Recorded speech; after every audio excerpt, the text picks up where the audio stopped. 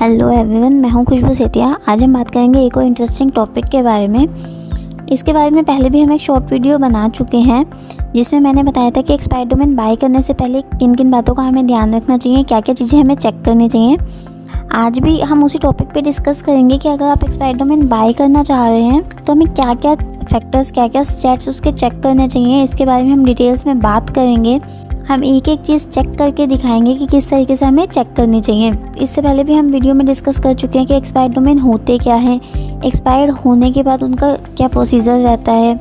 अगर कोई डोमेन की सारी अथॉरिटी ख़त्म हो जाती है या उसके जो भी बैकलिंक्स बने हुए हैं वो सब उसके रिमूव हो जाते हैं, ख़त्म हो जाते हैं, तो वो किस स्टेज में चला जाता है, ये सब डिस्कशन हम पहले वीडियोस में कर चुके हैं। आज हम समझते हैं कि किस वेबसाइट से हम एक्सपायर्ड डोमेन बाय कर सकते हैं, कैसे बाय कर सकते हैं, क्या क्या स्टेट्स चेक कर सकते हैं, क्या क्या स्टेट्स ज़रूरी है। तो चलिए बढ़ते हैं आज के टॉपिक की तरफ और डिस्कस करते हैं सब कुछ डिटेल में। तो सबसे पहले एक्सपायर्ड डोमेन बाय करने के लिए आपको जो वेबसाइट यूज़ करनी है उसका नाम है expireddomains.net। यहाँ पे मैंने expireddomain.net वेबसाइट पहले से ही ओपन की हुई है। और आपको एक बात का ध्यान रखना है कि आपको expireddomain.net इस वेबसाइट पे आपको एक्सपायर्ड डोमेन्स चेक करने के लिए, देखने के लिए लॉगिन करना पड़ेगा, साइन अप करना पड़ेगा। इससे आपको ये बेनिफिट रहेगा कि अगर आप लॉगिन और साइन अप इस पर कर लेंगे तो आप जितने भी फ़िल्टर्स हैं वो अच्छे से यूज़ कर सकते हैं। अच्छे से जो भी दूसरी वेबसाइट्स हैं उन पे आप एक्सपायर्ड डोमेन चेक कर सकते हैं। तो मैंने इस पर पहले से लॉगिन किया हुआ है, आप मेरे यहाँ पे देख सकते हैं domain name member.expireddomain.net। It means मैंने पहले से इस पर लॉगिन किया हुआ है। लॉगिन करने के बाद ये स्क्रीन हमारे सामने खुल के आती है। तो इसमें देखिए सबसे पहला ऑप्शन आएगा डिलीटेड डोमेन्स। अब डिलीटेड डोमेन्स क्या होते हैं? डिलीटेड डोमेन्स होता है कि मतलब अब उनका जो भी अथॉरिटी है या जो भी उनका बैकलिंक्स बने हुए थे, कुछ भी था, वो सब अब ड्रॉप हो गया है। अब उस पर कुछ रजिस्ट्री नहीं है, कुछ भी उसकी अथॉरिटी नहीं है। अब वो एक न्यू और फ्रेश डोमेन की तरह मार्केट में अवेलेबल है। इट मीन्स वो डिलीट हो गए हैं। यहाँ पे आप देख सकते हैं डिलीटेड डोमेन के एक्सटेंशंस अलग अलग दिखा रखे हैं जो हम चेक कर सकते हैं।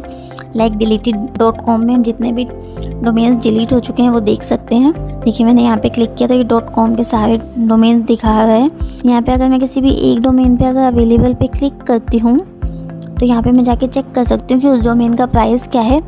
प्राइस से ही हमें कहीं ना कहीं एक आइडिया लग जाएगा कि वो डोमेन एक्सपायर्ड है कि वो डोमेन न्यू एकदम फ्रेश मार्केट में आया है। तो इसका प्राइस है offgridcash.com का प्राइस है 949 रुपीज़।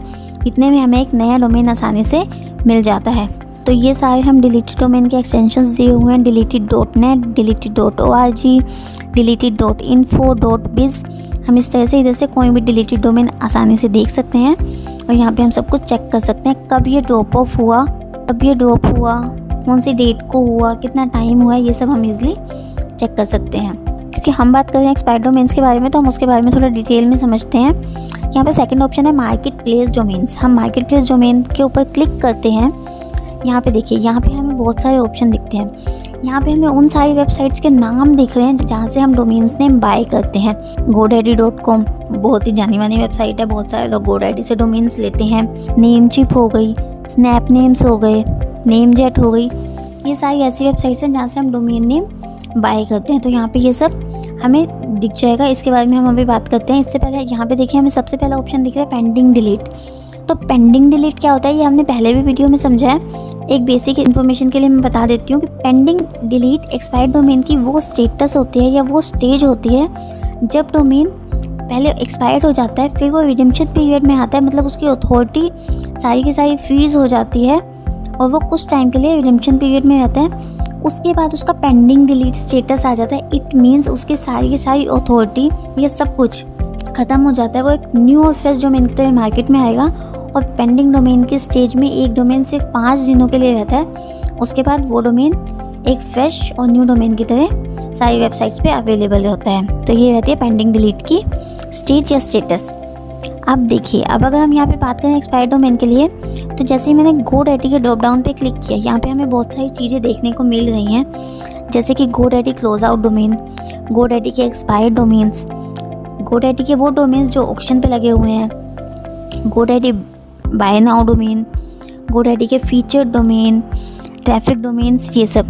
सिमिलरली अगर मैं स्नैप नेम पे देखती हूँ तो यहाँ पे इनके ऑक्शन डोमेन्स दिख रहे हैं, पैसे रिलीज के डोमेन्स दिख रहे हैं। नेमजेट पे देखो एक्सपायर्ड डोमेन्स अवेलेबल नहीं है तो इनके ऑक्शन डोमेन्स दिख रहे हैं, प्री रिलीज के डोमेन्स दिख रहे हैं। इसी तरह से हमें सारी वेबसाइट्स के एक्सपायर डोमेन देखने को मिल जाएंगे। अब अगर हम GoDaddy पे जाते हैं और यहाँ पे अगर हम एक्सपायर डोमेन्स पे क्लिक करते हैं तो यहाँ पे मेरे सामने डोमेन्स की एक लिस्ट खुल के आती है, जिसमें हमें बहुत सारा स्कोर दिया हुआ है, ट्रैफिक दिया हुआ है, प्राइस दिया हुआ है, बिडिंग दिया हुआ है, टाइम दिया हुआ है, कितने टाइम में ये ख़त्म होने वाला है।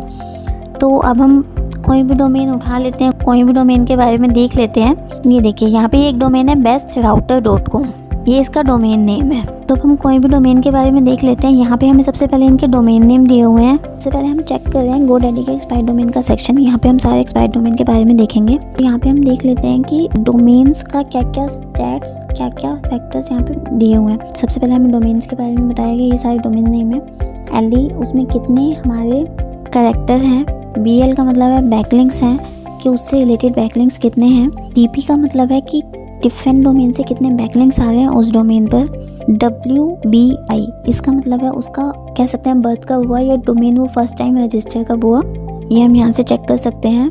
इसके बाद है ABY, इसके बाद दिखाएगा उसका क्रॉल रिजल्ट क्या है, मैजेस्टिक का ग्लोबल रैंक उसका क्या है, demos.org इस वेबसाइट पे उसके किस तरह के स्टेटस या किस तरह के स्टैट्स वहाँ पे दिखा रहा है, ये सब हमें देखने को मिल जाएगा। उसके बाद ये कुछ और फैक्टर्स हैं। उसके बाद हमें उसकी ऐड डेट दिखा रहा है कि कब वो एक्सपायर हो गया, इस डोमेन लिस्ट में ऐड हुआ है। यहाँ पे हमें उसकी डेट देखने को मिल जाएगी। जैसे इसकी फर्स्ट डेट दिखा है 2022 8/28, इट मीन्स ये अगस्त की 28 को अभी रिसेंट में ही इस लिस्ट में ऐड हुआ है।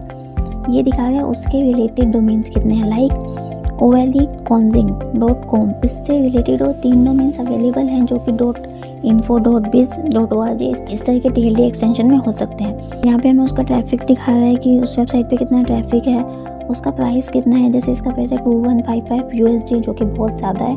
मैंने पहले भी बोला था कि expired domain as compare to new domain थोड़े एक्सपेंसिव होते हैं, इसलिए इन्वेस्ट करने से पहले एक बार सोच लेना चाहिए और एक बार सब कुछ चेक कर लेना चाहिए। इस टाइम पे उस पर 141 बिड्स लगी हुई हैं, मतलब इतने लोगों ने उस पर बिड किया हुआ है। ये उसका एंड टाइम दिखा रहा है कि ये अभी ऑप्शन में है और ये 5 मिनट में एक्सपायर हो जाएगा। अब ये सब इस तरह के स्टैट्स दिए हुए हैं। ये सब देखने के बाद अब हम चलते हैं, कोई भी एक डोमेन हम पिक करेंगे, उस डोमेन के बारे में हम एक एक छोटी छोटी चीज़ समझेंगे, एक एक चीज़ हम चेक करके देखेंगे प्रैक्टिकली कि क्या क्या चीज़ें हमें चेक करनी चाहिए कि एक्सपायर्ड डोमेन बाय करने से पहले। तो यहाँ पे एक bestrouter.com डोमेन हमें दिया हुआ है, हम उस डोमेन को पिक करेंगे, यहाँ से उस डोमेन को कॉपी करेंगे। सबसे पहले हम उस डोमेन की एज चेक करेंगे।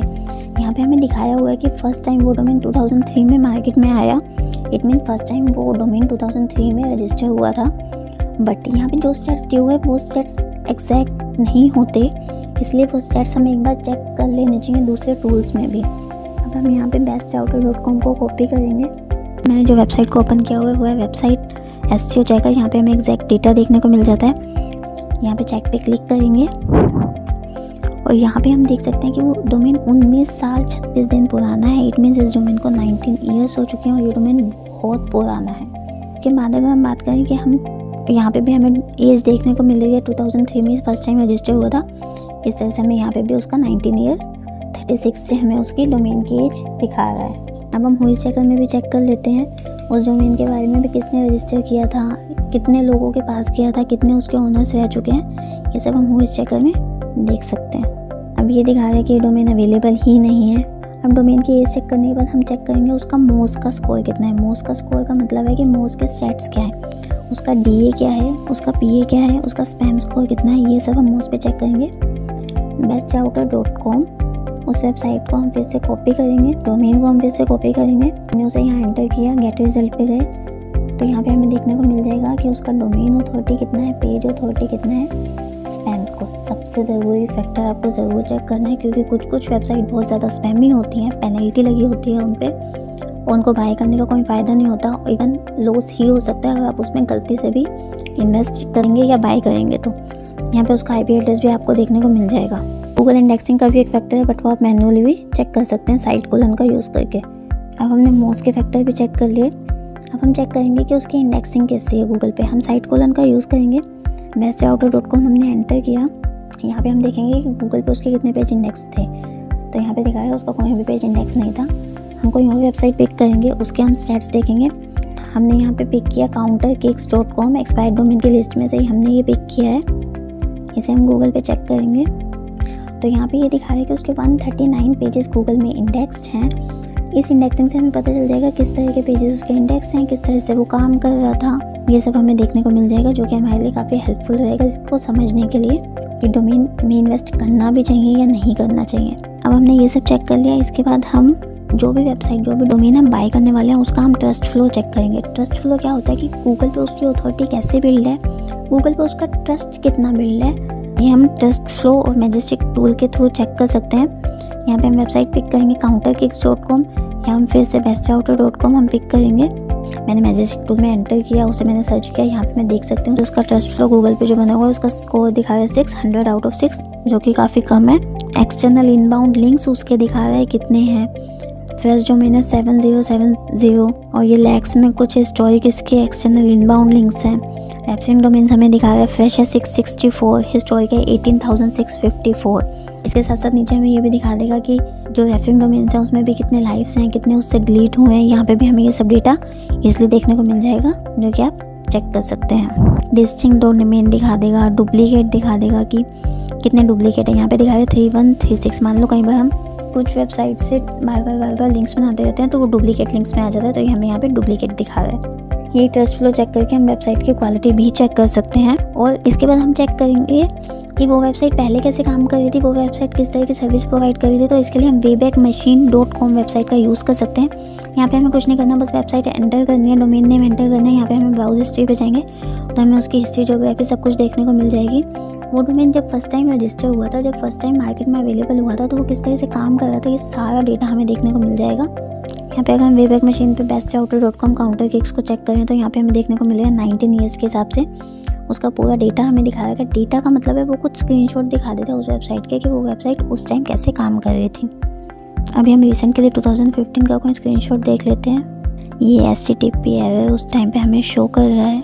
हम थोड़ा सा पुराना, थोड़ा सा नहीं बहुत पुराना 2005 का इसमें डेटा चेक करते हैं कि उस टाइम पे ये वेबसाइट पे कुछ काम हो भी रहा था या नहीं हो रहा था। उस टाइम पे भी एरर शो कर रहा है। एग्जाम्पल के लिए मैं आपको अपनी वेबसाइट को चेक करके दिखाती हूँ वेबैक मशीन पे किस तरह का डेटा दिखाता है। ये digipattrika.com मैंने यहाँ पे एंटर किया। ये डोमेन मैंने 2021 में बाय किया था, बट इसमें ये हिस्ट्री दिखा रहा है बहुत पुरानी। इसका मतलब ये डोमेन पहले भी चल रहा था, ये जिस डोमेन पे कोई काम कर रहा था ये एक्सपायर्ड हुआ था, बट मैंने इसको एज अ फ्रेश डोमेन की तरह मार्केट से बाय किया है, क्योंकि ये एक्सपायर्ड होने के बाद, रिडीम्पशन होने के बाद पेंडिंग डिलीट स्टेटस में आ गया होगा। अब यहाँ पे अगर मैं उसका 2018 का डेटा अगर मैं चेक कर रही हूँ तो यहाँ पे हम देख सकते हैं कि digipattrika ये वेबसाइट पहले भी लाइव थी, ब्लॉग की तरह ही लाइव थी, सर्विस भी देते थे ये लोग।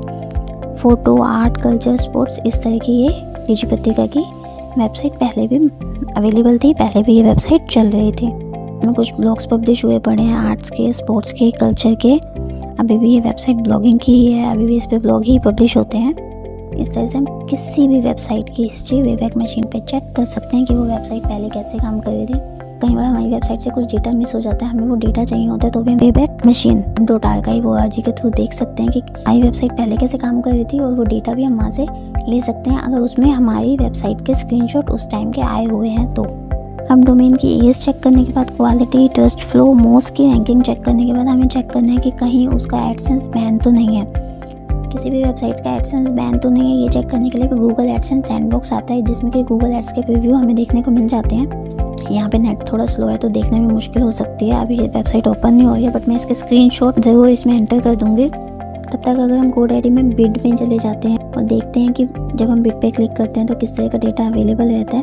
जब हम बिड पे क्लिक करते हैं तो ये हमें उसी वेबसाइट पे ले जाता है जिस वेबसाइट पे ये डोमेन हमारा लिस्ट होता है। bestrouter.com की डोमेन पे ही मैंने बिडिंग ऑप्शन पे क्लिक किया, जिस पे 900 की बिड पहले से लगी हुई थी।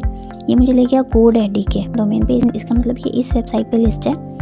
इसका प्राइस यहाँ पे लगा हुआ है $900 USD, around 72,000, which is very expensive.